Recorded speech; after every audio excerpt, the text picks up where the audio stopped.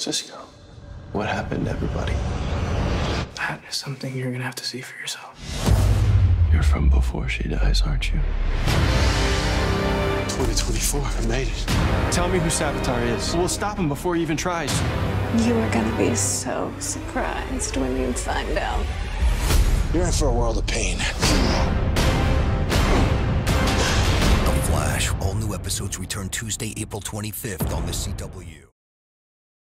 Hey everybody, what's up? New Flash footage. Future Barry versus Barry. So if you're new to the channel, be sure to subscribe to get everything. I do Marvel and DC videos every week. Leave me all your requests for bonus videos during the Flash break in the comments below. The more requests you guys leave me, the better our discussions tend to be. But let's just dive right in it. The Future Flash costume. So this is the thing everybody was freaking out about last night. That and Killer Frost, so we'll talk about her too. But it looks a little more like the New 52 version with the lightning that sort of goes all over his body. Now obviously in the comics, that's all Speed Force lightning that goes around him. So they're just doing it practically here, and the belt is extra big. I know a lot of people aren't big fans of the belt, but the costume just made to look more hardcore in the tone of this very hardcore post-apocalyptic wasteland after Iris's death. And I know like people were wondering who this hand is here. It's all scarred and burned. Presumably that's not Iris West because they keep talking about her being dead. I think people just saw this hand, it looked African American, so they're like, well, it can't be Wally because Wally's in a wheelchair, so who is this person here? But the other big thing that you may have noticed is that it looks like he's traveled to the date on that future newspaper, 2024. That's like the date that he travels to in the future. What a coincidence that the day that The Flash is coming back, April 25th, remember it's on break for about 4 weeks, is the same day on the future newspaper. So it's almost like we're traveling to this future crisis point where he disappears. What this is implying is that Savitar kills Iris, and that sort of fractures the team. Everybody goes their separate ways. Wally is injured in the attack, so like Savitar breaks his back. He can't walk anymore or run. Remember, that's the only thing that he loves. And even though Julian still seems like he's with Cisco here, like he still seems like he's on the team, you see Killer Frost, who is just as bad as ever, and Mirror Master is back. It looks like he has run of the town now because Captain Cold is on Legends of Tomorrow. Normally it would be Captain Cold and Heatwave because we gotta talk about the alternate timeline on Legends, so I might save that for my Arrow video because there are so many big things that happened in the last like 2 or 3 days, so you guys can let me know in the comments like how you want me to address the Legends of Tomorrow stuff. 100% not a fan of the look of Emo Barry here. Hopefully they burn this timeline alive. And because it's Darkest Timeline, of course they want to change things. You don't think that they're going to go into season 4 with things being this depressing. So you got Barry going to the future, you have future Barry that's pissed at Barry from the past for not succeeding in saving Iris. Like Barry hates himself in this future timeline more than anything. So I'm expecting them to come to blows just a little bit. How couldn't you save her? Like him just going crazy on him.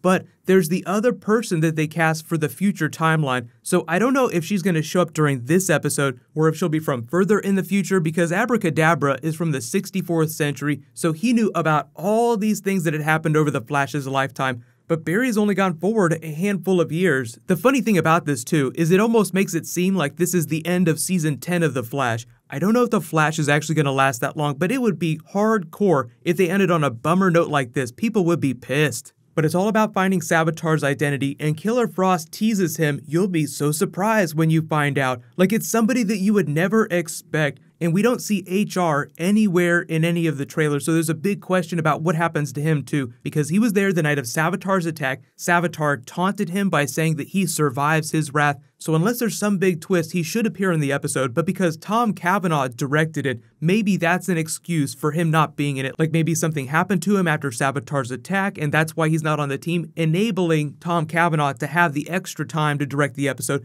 because usually when you direct an episode, you don't have as much time to star in it in a big way. Savitar's identity though, I know a lot of you have started to say that you're getting really tired with the way they're stringing this out and it doesn't matter as much. That's actually kind of the thing they're going for. It's meant to be a MacGuffin, but the whole idea is that Barry's fear and the actions that he takes because of that lead to the rise of Savitar.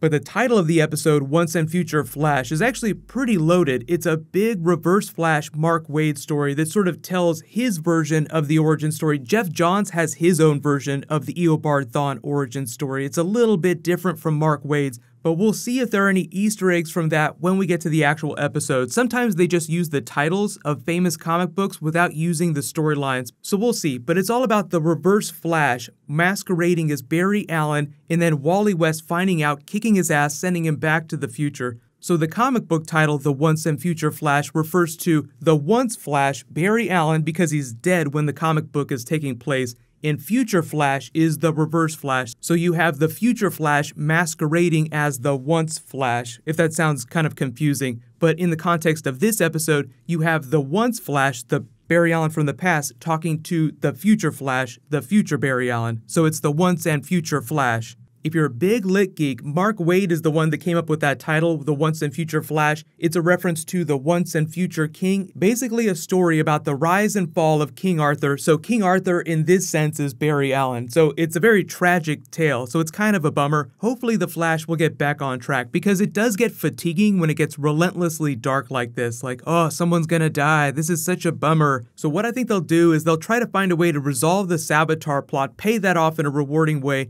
and sort of usher things in an exciting way to season 4. So we'll see if they can pull it off. But what's going to happen is there'll be some more promos in the next couple weeks, so they'll be dropping new footage. So what I'll do is I'll be posting bonus videos every week. Just leave me all your requests for what you guys want to talk about. The more requests you leave me, the better our discussions are. I'll say congratulations to Dan Demand. You're the latest Flash Ring giveaway winner. Please private message me on the back end of my channel so I can get your contact details. The giveaways will just keep going during the break, so no worries, I'll announce the winner the next time I post a Flash video. So what's going to happen next is people are freaking out about Spider-Man Homecoming, so I'll post a video explaining what's going on with that. While you wait for that, you can click here for all the Flash Easter eggs from last night, and you can click here for all the Justice League that I posted this week. Thank you so much for watching. Let's high five. I'll see you guys in the next video.